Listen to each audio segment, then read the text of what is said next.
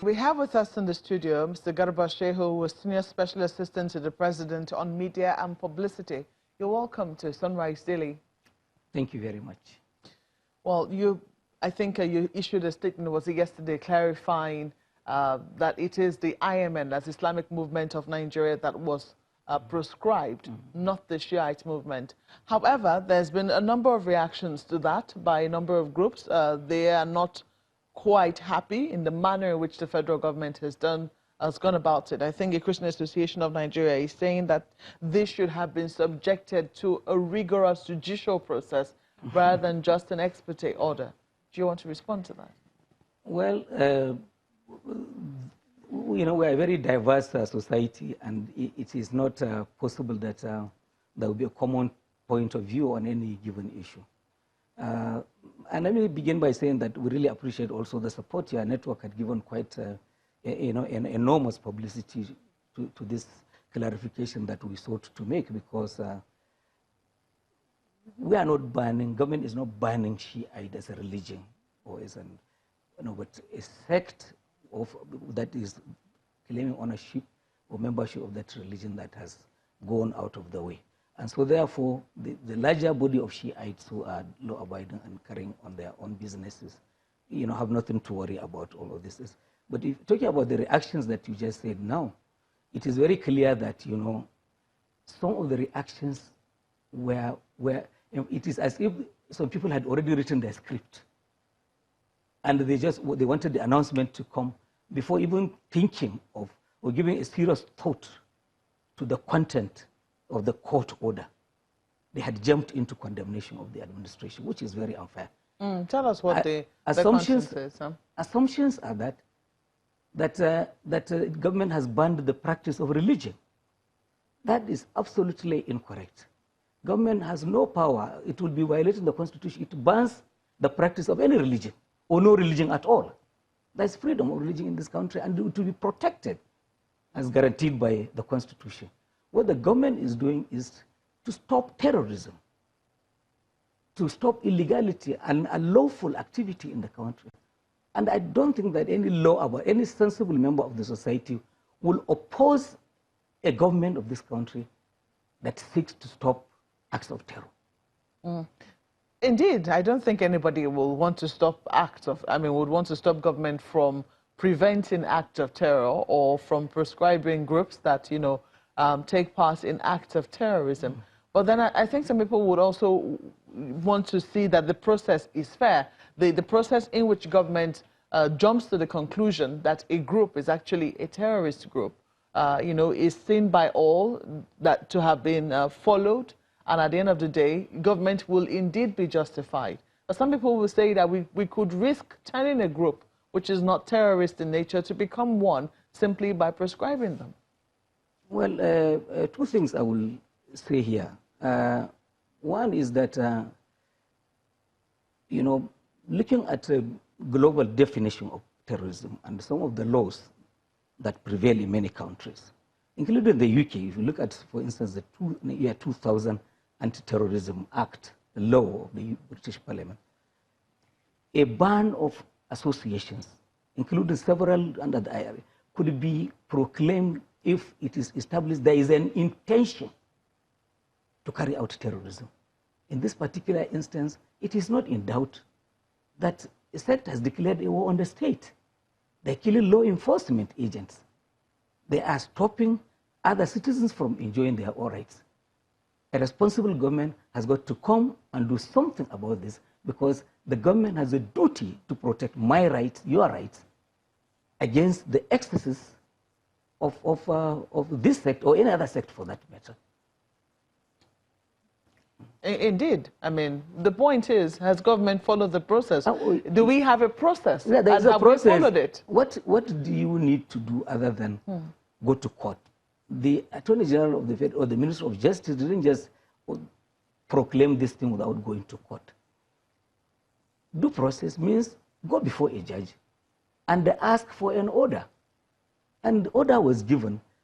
Unless people are saying they no longer recognize the courts of the land as we have them, or maybe there are other courts, maybe in foreign lands, that we should go to before this is done, as far as we can see, the due process has been followed. That's what the IMN accuses the federal government of not following court orders. They claim that they were able to get, court judgments, not one, not two, securing and asking the release of their leader. The federal government hasn't followed that. They say that that is all that they are asking for. Why hasn't their leader been released? It is because if there is, as Attorney General has said a number of times, if there are a number of court cases that are ongoing or have been filed or have been are in the process, assuming you say 1, 2, 3, 4, 5 court cases, murder, kidnapping, and obstruction of the law and all of that, all of which are there. So if one is court A, B, C, D, E, and then you go get bail in court A and B, and there is a subsisting case in C, D, E, there is no chance that... so the thing is that all of these things have gotten to a point which, from my own understanding, are building up towards maybe a conclusion. Because at the point when the Ministry of Justice, Nigerian government, of the federal government says, we don't have any cases against El-Zakzaky, it's for you to decide whether this is in compliance with orders made to the government, or that the government had lost interest. For whatever reason, the government and the center says, we are not having any more cases. The subsisting case is before the government of Kaduna. It's in the domain of the High Court in Kaduna. Go pursue your case there. But of course, you know that the next day they said, no, we don't want that. It's Buhari who will come and release our leader. Now, hold on, let me get this straight. We do know that after the incidents with the army in Kaduna, the IMN leader was taken from Kaduna and brought, we don't know where he was taken to, but he was in the custody of the federal government. At least the Kaduna state government says that much. For almost, I think, about 2 years or thereabout, he was simply in the custody of the federal government. The federal government was not prosecuting him. Then the IMN went to court to get court orders asking for the release of their leader, and they were granted. One of them, which I remember very prominently, was that granted by Justice Kolawole, which asked that a house, suitable to him and things of the sort be built for him and his wife, and he be kept there, and some security provided for him. We didn't hear that the federal government appealed that judgment or anything of the sort. We did not see that the federal government also obeyed that judgment, at least not in the manner in which the court order was actually given. That's on the one hand. Now, much later, we heard later on, the Kaduna state governor did say very clearly that they were very interested in prosecuting the IMN leader, and they have started that process in Kaduna. But that happened much, much, much later. It didn't seem that the federal government had obeyed the court orders which had come initially. Do you think the government itself has been very transparent in the manner in which it has handled this matter? I would rather that you blame the law. I will tell you on good authority that the Attorney General, incoming minister, whether he's justice or not, I don't know, but I had a discussion at some point with him, and I knew that that judgment you talked about had been appealed. Yes, it was debated by challenge, that pronouncement he made by lawyers for El-Zakzaky. It's not for me to believe lawyers other than the Attorney General of the Federation. So, but in addition to all of that, government is large.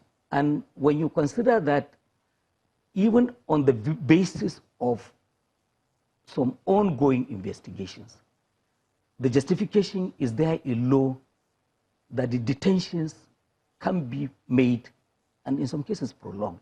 So all of the things I'm saying that they are not as straight and clear-cut as they are made to seem by the IMN, the banned IMN. The thing, as I said, is that one is that a number of processes in court, a number of processes involving investigation, and they are talking about several cases against him of murder, kidnapping, among other things, and for which a final determination has not been made. And for which we had said to them, all of the matters have moved to Kaduna. And when you said the Nigerian government had kept him for all this while, it is possible that he can be in the custody of a federal government agency, but not actually a detainee of the Nigerian government, a federal government at the center. It's like you having money, having the option to either go to Zenith Bank or UBA, where you say, well, I think that my money will be safer here or there. So if at the instance of the government of Kaduna, a given agency of the federal government is keeping him in safety, so that's, I don't think that should raise an issue. What exactly are you hoping to achieve with this ban? To stop acts of terrorism that are generated by this sect. We don't want to see the killing of soldiers and policemen and civilians. We don't want to see the rights of Nigerians being trampled upon because a sect wants to now exercise their right, because our constitution is very clear. If yes, you have rights, but the limit, the extent of your rights end where the rights of the other person begin. So you must have respect for the rights of other people. So the overall goal, of course, is there should be peace and security for everyone in the country. And that is the primary purpose of government. Let's go to Lagos now and take one question from my colleagues, and then we'll continue here in Abuja. We'll see if we can. Maybe we'll try and make it one, but it's going to be difficult. But some reaction today from some lawyers actually speaking about that court process. Now, there are those who think that, first of all, for the government to have gone to court on an ex parte motion which has a lifespan, and then determine the matter that had to do with the rights of some citizens, they say is a clear violation of Section 36 of the 1999 Constitution, because some of them thought that for that kind of matter, they should have been heard on why they should be proscribed, but they say that didn't happen, and so it's wrong for the government to have gone that route. I'm not a lawyer myself, so I will not like to be drawn into legalisms. But one thing I would like to say is that this same path was followed to proscribe IPOB. So where were they when this happened? And enforcement has been ensured in that regard. And the two, as lawyers, in my layman's view, haven't they themselves gone to court to seek ex parte? Is it not allowed any longer under our own laws? If it is also proscribed as a process, then we need to be enlightened about that. But this process is not strange. It has been applied before. It has worked. And so therefore, there it is. There's also comments from Mr. Femi Falanas, SAN, on this same matter. So if we could look at a number of them. So let's see. But he's quoted to have said that it is particularly opportunistic on the part of the Sunnis occupying public offices to use the instrumentality of state to liquidate the Shiites. What do you think about that?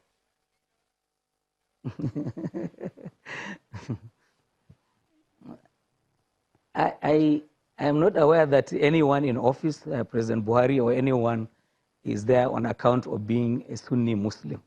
The requirements for being in that office, what to have to be a candidate and win election, there's nowhere our constitution says you should be a Sunni Muslim and anybody is, in fact, questions of religion are not asked when you fill those forms seeking to be a candidate in our own elections.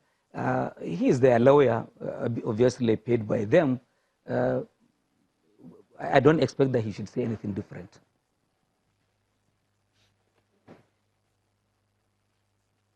All right, so you don't agree where he says that it's immoral, because he says, look, they're protesting against the federal government disobeying court order.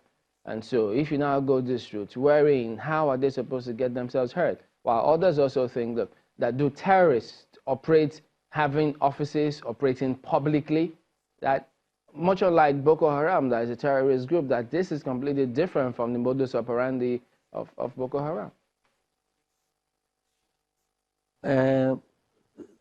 I guess it's another opportunity. He, as their lawyer, also needs to understand his clients well. There is no government ban of Shia as a religion. They are free to practice their own religion, and this is protected by the Constitution. What the government has done is to ban IMN for being a terrorist organization. And he probably needs to tell us what his understanding of terrorism is. As I said a short while ago on this program, we've seen laws elsewhere that even intention to carry out acts of terror have led to proscription. In this case, there is nothing in doubt that acts of terrorism have been carried out, and there is not even a single indication of remorse on the part of these people. Yes, they have said condolences to China's television, your own network. They have said they have pretended as if they are saying condolences to the Nigeria police for the loss of senior officer and all of that. But they have continued in a denial, meaning that there is no remorse and the intention is to do more. They're saying that it is the firemen who set alight their own station and the fire trucks and the ambulance and all of that. Come on, that's not something anybody would believe. So I think that those who defend them, they are Nigerians, and we have a country to preserve. We have a system, a law and order system. We have to have systems. We have to have organizations that have respect for our flag. So respect the laws of our own country. All right. Does this then mean that, I mean, what is going to happen? Because I think there's supposed to be a ruling on his bail application today in Kaduna. Is it now going to be, what's government thinking? Will they be charged as leader of a terrorist group? Or what do we expect? What's government thinking about that? I've not been briefed about that, but one thing I can tell you is that before the events of the last 1 week, it's clear to me from the briefings that I got that government too was awaiting the outcome of today's decision. And whichever way it went, the assumption was that government would do what the law says it should do. If the circumstances have changed arising all of these events, I've not been briefed. Shehu, two issues I'd like to quickly take you up on. First, earlier on you said due process was followed and you tried to outline them. But then in your communique yesterday, this is what you said. You said despite all efforts by the government to make the IMN militant, to see reason and abandon violence, such appeals fell on deaf ears. So the question is, what are these measures that were taken? Yes, you've talked about the court process, but was there any other measure like dialogue, according to you? By some luck, I was the one who issued a statement the week before the event. And if anybody had read that statement intelligently, they would have seen that there was a clear window of opportunity for anyone to exploit. And that is to say that government clearly had said it was not opposed to dialogue, and that violence on the streets of Abuja were wrong. The court case was ongoing in Kaduna, and that for whatever reason, it was better to dialogue than to resort to violence. Mr. Shehu, are you saying that the government, for example, invited them and they didn't honor the invitation? Or how do you mean window of dialogue? What I mean is a window of dialogue. If I'm locked in a room and seeking escape, if I see a window open, I will jump out of that window. I'm saying that it was clear and discernible from that statement that if anybody wanted to take the path of peace or dialogue, they would have jumped at that. What we received was a rejection outrightly of any suggestion that dialogue would happen. So they said they are waiting for a letter of invitation. I'm not aware anybody has been asked to write a letter of invitation. All right. Oh, so second issue is this. Yeah. Now, to complete this prescription process as it is, we understand that the court is said to have ordered the AGF to publish the order in the official Gazette and 2 national dailies. So the question is, has this been done? Not that I haven't seen this morning's all of the press this morning. A Gazette is done by the government printer. In less than 24 hours, it can be processed. Newspaper space can be bought any moment. My sense is that you will see this done in a matter of hours, not days, really. Mr. Shehu, one wonders what happens now that this court order has come out. You'd recall that at some point IPOB was proscribed and gazetted, yet IPOB continues to operate. Now, IMN has been proscribed. Then this gazetting is being, of course, in Kaduna, of course, you also recall that they have been proscribed and gazetted by the Kaduna state government. The activities still continue. How far-reaching do you see this court order that proscribes IMN, and if eventually they are gazetted, how far-reaching is it likely to be? In Kaduna worked. It was effective. These troublesome people were chased out of this state, and they no longer had a foothold there. They moved over to Abuja, and that's why we have them here. So it will be enforced. You said IPOB is still there, but IPOB is not a lawful organization.